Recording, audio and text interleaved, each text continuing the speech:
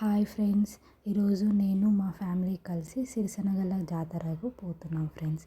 అంటే ఆ జాతరలో ఏంటిది ప్రత్యేకత అంటే ఆ జాతర శ్రీరామనవమి రోజు శ్రీరాముడు గుడిలో నుంచి బయటికి వచ్చి కళ్యాణం జరిపించుకొని మళ్ళీ గుడి లోపలికి వెళ్తాడు. ఆ మధ్యలో జరిగేదాన్ని జాతర అంటారు ఫ్రెండ్స్. అయితే ఆ జాతర కోసం చూడడానికే జనాలు చాలామంది వస్తారు ఫ్రెండ్స్. చాలా పెద్ద జాతర అన్నట్టు ఫ్రెండ్స్. సిరిసినగర్లలో చాలా పెద్ద పండుగ లెక్క చేసుకుంటారు. అయితే ఆ జాతర రోజు మేము లాస్ట్ రోజు వెళ్ళాము. గుట్టపైకి వెళ్తుంటుంటే శ్రీశైలంకి ఎలా అయితే టర్నింగ్స్ ఉంటాయో అలానే ఉంటుంది.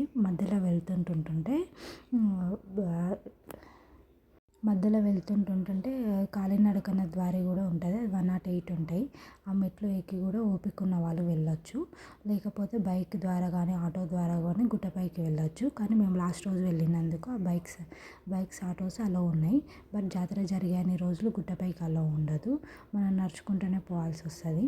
అయితే ఆ టెంపుల్స్ గుట్టపైకి ఎక్కాక అక్కడ కొన్ని చిన్న చిన్న టెంపుల్స్ కూడా ఉంటాయి గుడి లోపలికి పక్కకు సైడ్ పురాతన టెంపుల్స్ మాట అవి.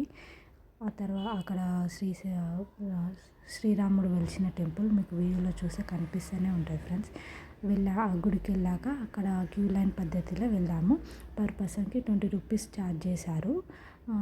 టెంపుల్ లోపలికి ఎంటర్ అయ్యాము. ఎంటర్ అయ్యాక స్టార్టింగ్లో ఒక గజస్తంభం చూసాము. అక్కడ దేవుడి కాడ టెంకాయ కొట్టి మొక్కి అక్కడ ఉన్న ఆవులను మొక్కి అక్కడ దేవుడి దర్శనం చేసుకొని ప్రదక్షిణ చేసి దేవుడి దర్శనం చేసుకున్నాము. గుడి లోపల ఫొటోస్ అలౌ లేకున్నాయి, అందుకే ఫొటోస్ తీయలేదు. ఆ తర్వాత గుడి బయటికి వెళ్ళి వచ్చాక ఎదురుగా ఆంజనేయ స్వామి టెంపుల్ ఉంది అన్నమాట. ఆ రోజు ఆంజనేయ స్వామిది జన్మదినం వేడుకల్లో జరుగుతున్న రోజు. అయితే అదృష్టం బాగుండి ఆ రోజు ఆంజనేయ స్వామి దర్శనం కూడా మాకు అయింది. చాలా సంతోషంగా అనిపించింది ఫ్రెండ్స్ నాకు. ఆంజనేయ స్వామి దర్శనం అయిన తర్వాత ఆడ మొక్కుకొని బయటికి వెళ్ళాము. ఇక్కడ ఉన్న ఈ ప్లేస్ మొత్తం కొంచెం పక్కన ఇదంతా శ్రీరాముడు కళ్యాణం జరిగే ప్లేస్ మాట. అక్కడ చేతులకు రంగులు వేయడం, జాతకాలు చెప్పే మిషన్స్ కానీ ఇట్లా రకరకాలు ఉంటాయి జాతరలో ఉండేవి. కొందరు గుడి లోపల టెంకాయలు కొట్టలేని వాళ్ళంతా మెయిన్ ద్వారం ఉంటుంది కదా, అక్కడ కొడతారు అన్నమాట టెంకాయలు మొక్కుకొని. ఆ తర్వాత ఏనుగు వాహనము ఇలా రకరకాలుగా ఉన్నాయి ఫ్రెండ్స్. అక్కడ చాలా ఏనుగు వాహనం పైన తీసుకురావడం, ఇక్కడ శ్రీరాముడు లక్ష్మణుడు విగ్రహాలు సీత ఉన్నాయి కదా, ఆ ప్లేస్లలో ప్రతి ఇంటి నుంచి శ్రీరామనవమి రోజు మాట ప్రతి ఇంటి నుంచి కొన్ని బియ్యం తీసుకొని వచ్చి ఆ బియ్యంలో తీసుకొచ్చి అక్కడ పోస్తారన్నమాట. పసుపు బియ్యం తలంబరాలు. అయితే ఆ తలంబరాలు కొన్ని తీసుకొని దేవుడికి కళ్యాణం జరిపిస్తారు కదా, ఆ తలంబరాలు ఈ బియ్యం కొన్ని కలుపుతారు అన్నమాట. కలిపి అట్లా దేవుడికి పోస్తారు అన్నమాట. ఆ తర్వాత అక్కడ విగ్రహాలు ఉన్నాయి పెద్ద. ఈసారి శ్రీరాముడి విగ్రహం కొత్తగా పెట్టారు ఫ్రెండ్స్. అక్కడ కొన్ని ఫొటోస్ దిగాము. ఆ తర్వాత కొన్ని చిన్న చిన్న టెంపుల్స్ ఉంటే అక్కడ కూడా వెళ్ళాము.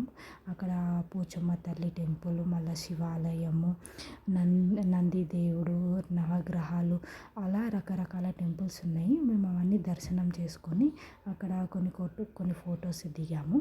ఆ తర్వాత అక్కడ మంకీస్ అయితే చాలా ఉన్నాయి ఫ్రెండ్స్. గుట్టపైన కదా, గుట్టపైన వెలిచిండు మాట శ్రీరాముడు. అలా ఆ తర్వాత రిటర్న్ ఇంటికి వచ్చే దారిలో గుట్టపై నుంచి కిందికి వస్తుంటే పిల్లలు ఆడుకునే బొమ్మలు, గేమ్స్ కానీ చాలా ఉన్నాయి. కొన్ని స్వీట్స్, కొన్ని లడ్లు, కొంచెం కారా తీసుకొని కొంచెం అక్కడిక్కడ కొంచెం షాపింగ్ చేసేసి ఇంకా రిటర్న్ ఇంటికి వెళ్ళిపోయాం friends. Thank you for watching friends video.